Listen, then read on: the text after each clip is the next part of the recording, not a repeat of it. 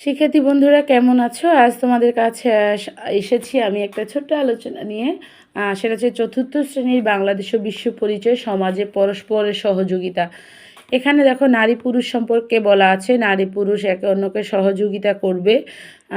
নারী পুরুষ উভয়েরই সব ধরনের কাজ করার যোগ্যতা রয়েছে। বাংলাদেশের মোট জনসংখ্যার প্রায় অর্ধেক নারী এবং অর্ধেক হচ্ছে পুরুষ।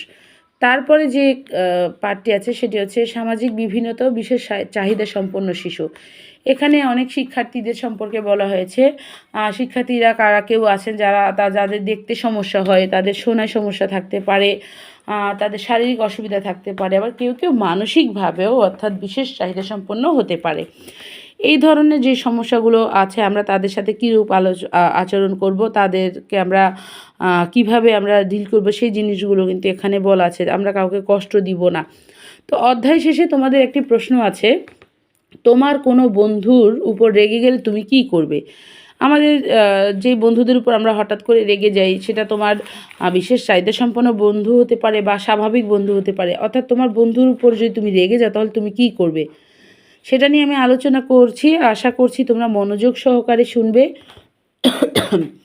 আমার কোনো বন্ধুর উপর কোনো কারণে আমি যদি রেগে যাই, অর্থাৎ আমি তখন তাৎক্ষণিকভাবে সেটা প্রকাশ করব না।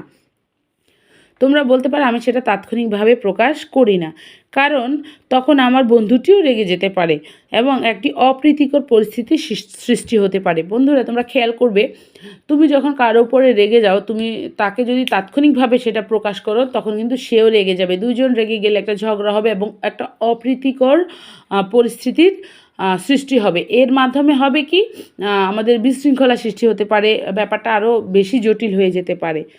কারণ তারপর দেখো, আমি পরবর্তীতে বন্ধুটিকে রাগের কারণটি বুঝিয়ে বলি এবং আমার মতামত প্রকাশ করি। এই কাজটি তোমরা করতে পারো।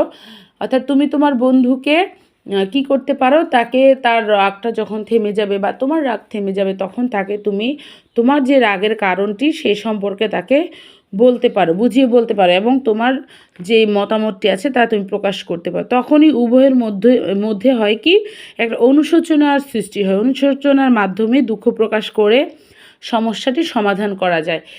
তুমি যদি রেগে কোনো সমস্যা সমাধান করতে চাও তখন কখনোই ওই সমাধান করতে পারবে না, দুপক্ষই রেগে যাবে।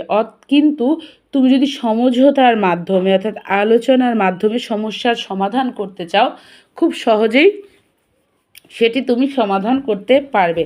তো শিক্ষার্থী বন্ধুরা, আশা করছি তোমার বন্ধু তোমার উপর রেগে গেলে তুমি কি করবে বা তুমি কি করো, এই উত্তরটি তোমরা খুব সুন্দরভাবে লিখতে পারবে। আরেকটি প্রশ্ন আছে, তোমরা জানো, সেটা হচ্ছে পরিবারের ছেলে ও মেয়েদের সমানভাবে মূল্যায়নের একটি উদাহরণ দাও। সমানভাবে ছেলে মেয়েকে বর্তমান সময়ে মূল্যায়ন করা হয়, তোমরা জানো, আবার অনেক জায়গায় মূল্যায়ন করা হয় না।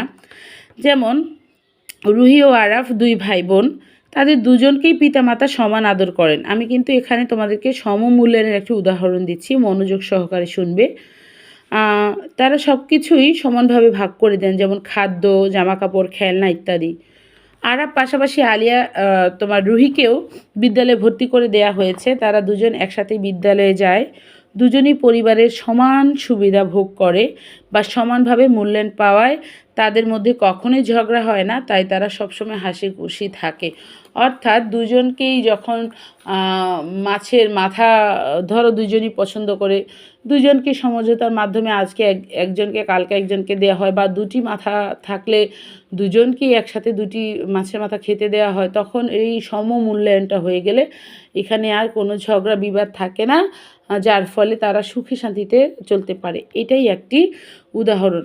শিক্ষার্থী বন্ধুরা, আশা করছি আজকের আলোচনা থেকে তোমরা একটু উপকৃত হয়েছো।